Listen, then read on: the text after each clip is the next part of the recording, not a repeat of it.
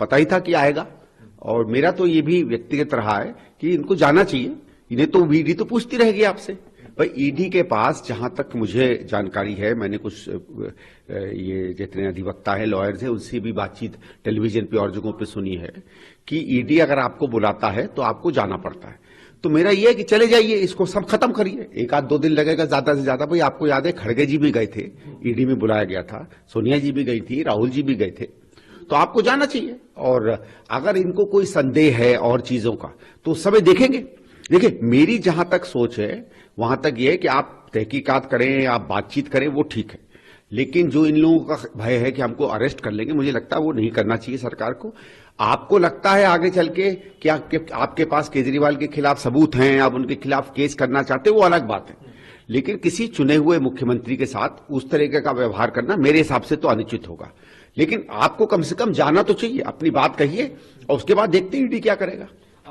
Sir, एक अक्सर meeting है, लेकिन खबरें ये भी हैं कि ममता बनर्जी उस मीटिंग को स्किप कर सकती है। अब हो सकता है, देखिए कौन आ रहा है कौन नहीं आ रहा है, ये तो हमारे बड़े नेता ही जाने। कल दिल्ली को लेकर भी मीटिंग हुई थी अलायंस की। राघव चड्ढा ने कहा कि बॉल बाय बॉल हम लोग चीजें आगे बढ़ा रहे हैं और जो तमाम खबरें भी चल रही थी उसकी पॉजिटिव नजर आते हुए।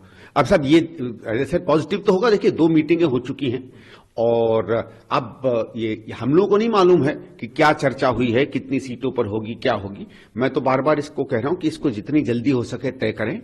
अगर अलायंस होना है तो अलायंस कितनी सीटों पर होना है और कौन सी सीटों पर होना है, क्योंकि उसके बाद फिर जो जमीन पर सामंजस्य बिठाना होगा, आम आदमी पार्टी हमारे बीच में, हम लोगों को किन मुद्दों पर लड़ना होगा, इस पर तैयारी हम लोग शुरू कर दें। कह रहे हैं कि राम जी ने मोदी जी को चुना उद्घाटन करने के